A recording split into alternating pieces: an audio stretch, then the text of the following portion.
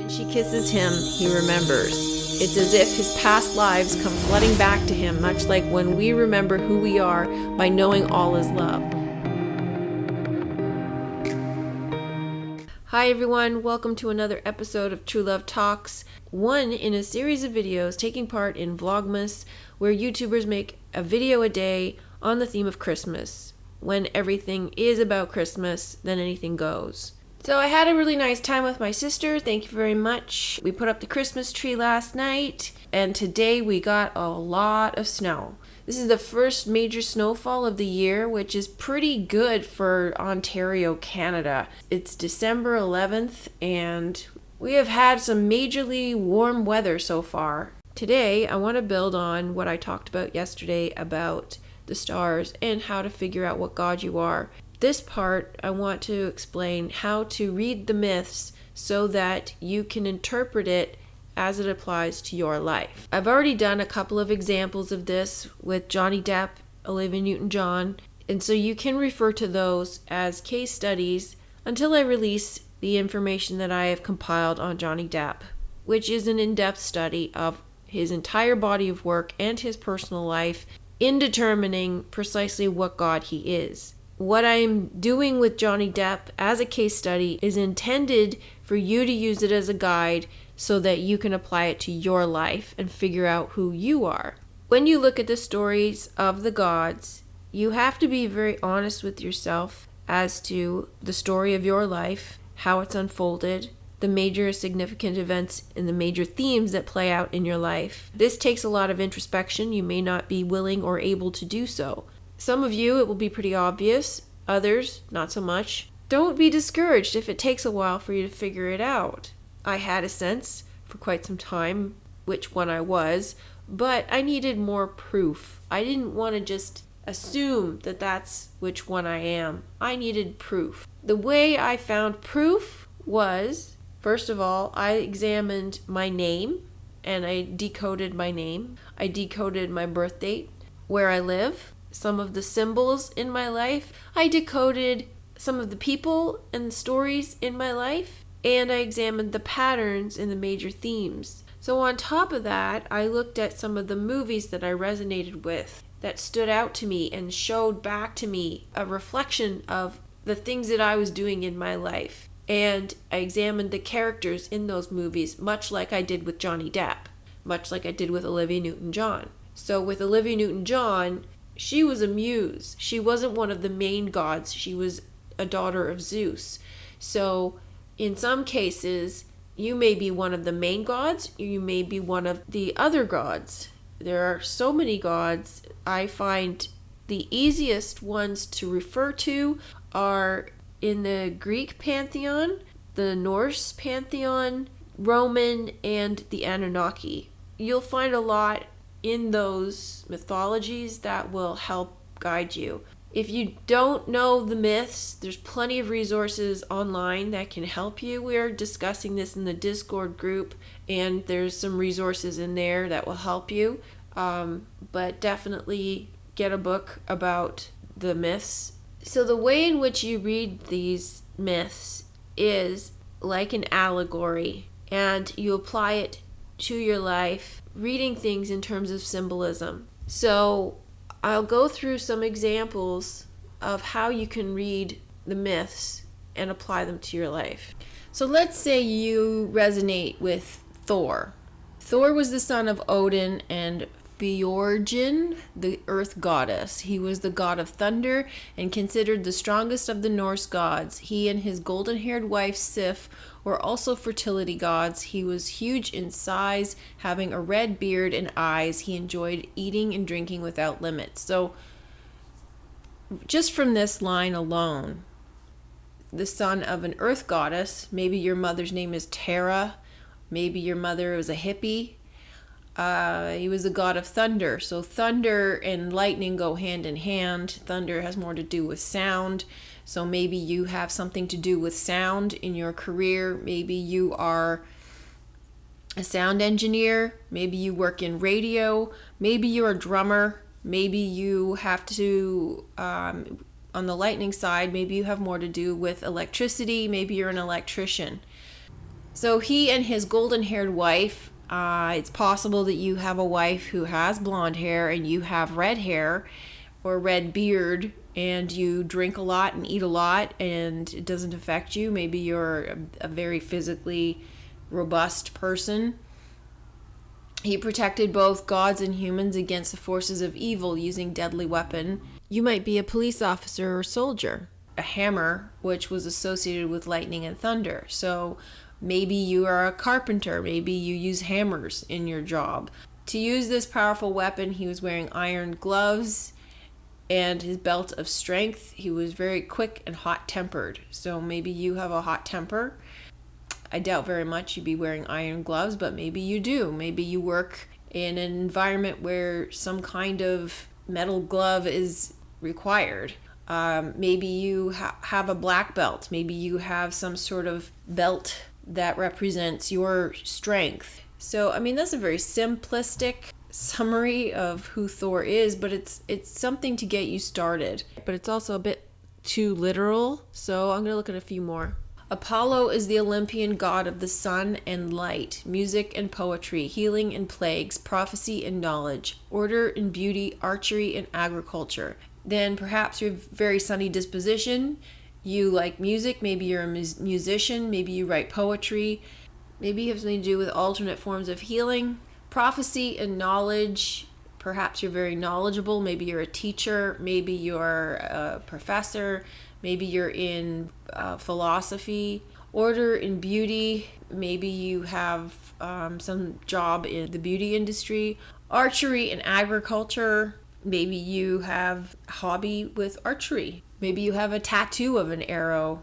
There's different forms that this could present itself in your life. He is harmony, reason, and moderation personified. So maybe people come to you because you're very reasonable. You calm people down and create harmony wherever you go. A perfect blend of physical superiority and moral virtue. So you're probably someone who likes to work out, go to the gym. You have a very strong moral compass. Complex deity who turns up in art and literature possibly as often as Zeus himself. Apollo is the only major god who appears with the same name in both Greek and Roman mythology. Hera is the wife of Zeus, so maybe take a look at your companions, maybe your husband now or someone you had a very strong relationship in the past is the Zeus archetype. The Queen of Olympus, so are you a very regal person? Do you command attention? Are you a strong leader? And the Olympian goddess of marriage. Is marriage important to you? Is relationships important to you? Maybe you're a marriage counselor. She's also the deity most associated with family and the welfare of women and children. So maybe you're a family counselor, or maybe you deal with children and you work at a daycare, or you work with young children in schools. Maybe you're a teacher. Maybe you work at a women's shelter. Maybe you are a champion for women.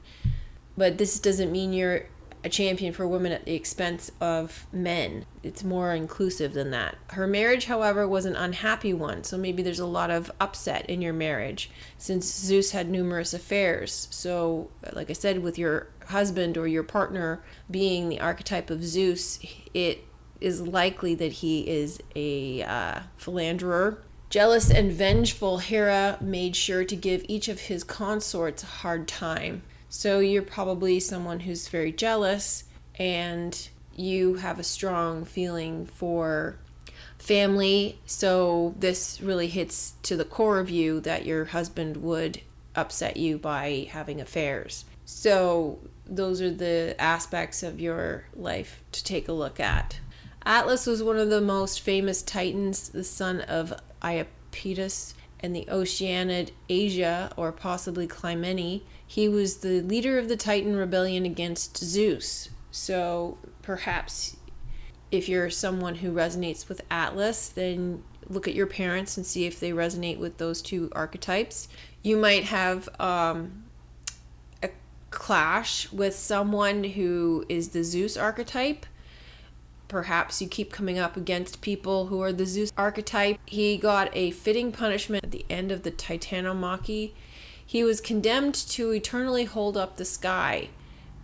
Only once and for a brief period, he was bereaved of his burden by Heracles. Perseus, probably using Medusa's head, turned him into the stony Atlas Mountains. So you probably feel that you have the weight of the world on your shoulders, like a huge burden. You have a lot of responsibilities, and life is a bit of an uphill battle. Okay, I'll do one more. Hephaestus. He was the Olympian god of fire, smiths, craftsmen, metalworking, stonemasonry, and sculpture. Hephaestus represents the vortex, so anything to do with making things. So maybe your last name is Cooper, or maybe your last name is Smith. You might be like literally into metalworking, stonemasonry, and sculpture. You might work with fire. You might blow glass. You might be a fireman. He was depicted as a bearded man holding a hammer and tongs, the tools of a smith, and sometimes riding a donkey. Well, I'm not quite sure about the donkey, but perhaps that could translate to a horse. Maybe you like to ride horses. Maybe you have donkeys. Maybe you have a love of donkeys. Holding a hammer and tongs. So you're probably somebody who likes tools. So you might even just be a carpenter. You might just like power tools. You might like more earthy tools, like more simplistic tools instead of power tools. He was the son of Zeus and Hera. Later traditions state that he had no father, and Hera gave birth to him independent of Zeus, as he was jealous of Zeus having given birth to Athena, independent of her. You could have grown up without a father. You could have a mother who lied to you about your father and about whether or not your father exists. She might have told you that your father is dead, but he really isn't. She might be jealous. Hera is a very jealous person. This, however, is opposed to the common story that Hephaestus split the head of Zeus and thus assisted him in giving birth to Athena, for Hephaestus is there represented as older than Athena.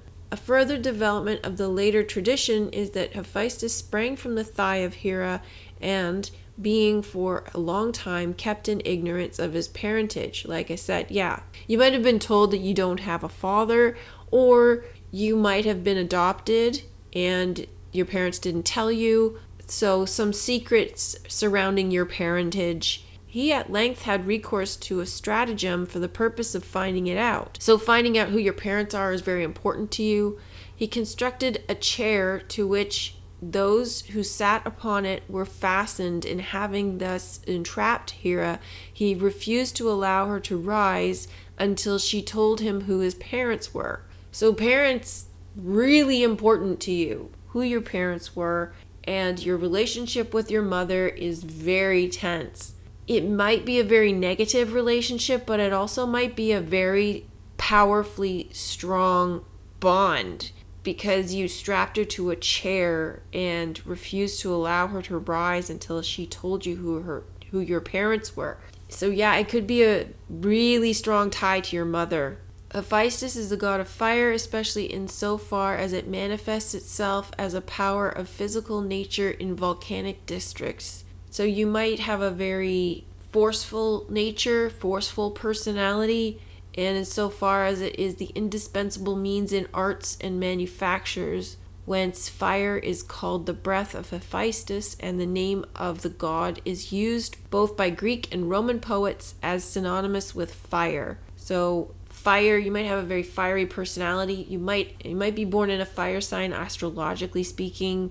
As a flame arises out of a little spark, so the god of fire was delicate and weakly from his birth, so you might have been born weakly, you might have been very sickly, for which reason he was so much disliked by his mother that she wished to get rid of him and dropped him from Olympus. Yikes. So you might have been adopted, you might have been given up by your parents. You might have a really negative relationship with your mother. Whether or not she really did dislike you, you might just perceive that she dislikes you and that she wanted to get rid of you. But the marine divinities Thetis and Eurymene received him, and he dwelt with them for 9 years in a grotto surrounded by Oceanus, making for them a variety of ornaments. You might have been taken in by people who have a love of the sea, who live by the ocean. Maybe they like to sail boats, maybe they like to fish,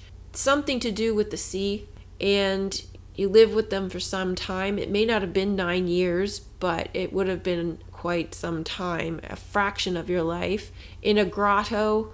Look up the symbolism behind grotto. Grotto could be a cave by the sea, just like Puff the Magic Dragon, because that's the same story.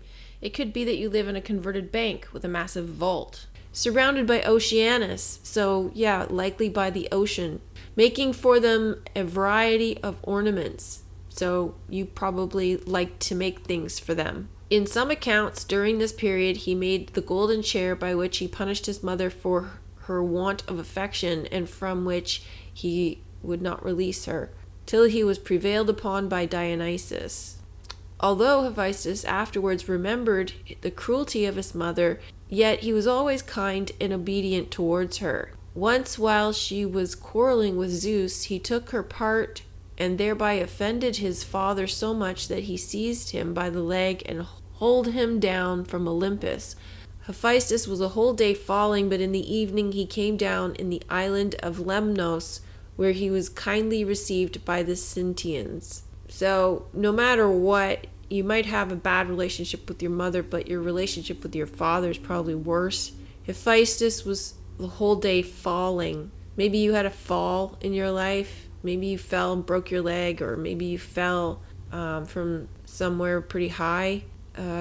Later writers describe his lameness as the consequence of his second fall. Yeah, so there you go. You probably broke your leg at some point. Maybe you have a limp.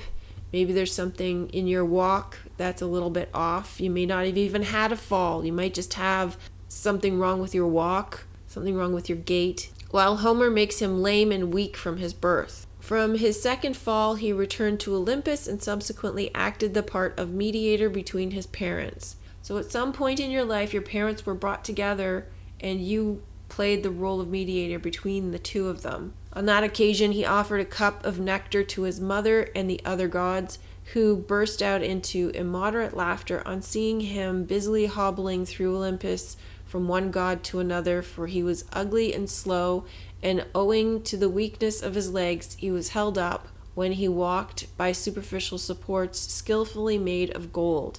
His neck and chest, however, were strong and muscular. So this is interesting because there's someone in my life who I think is Hephaestus or Vulcan, same god. It seems like this Hephaestus character has an issue of wanting to love his mother and being loyal to his mother, but resenting her for not telling him who his father is. So he has this simultaneous clinging nature to his mother and also a pushing away. There are other ways in which to interpret this. The mother figure in your life may not literally be your mother. You might feel this way towards any woman who's motherly. Working with fire could mean too that you're a baker, or you fix ovens, furnaces, or fireplaces, maybe even a chimney sweep. When you compare these story elements to your own life, they could show up in a major way or a minor way. It could represent your entire identity, or it could just be your name.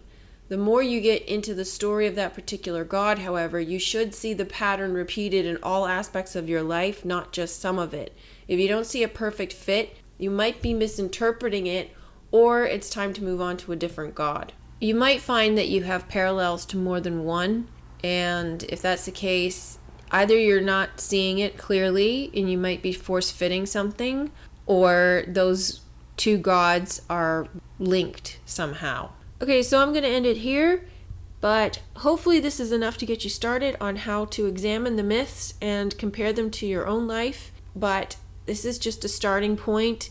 I will be talking about this more, especially in relation to Johnny Depp. Thanks for listening. Hope you're having a great day. Bye for now.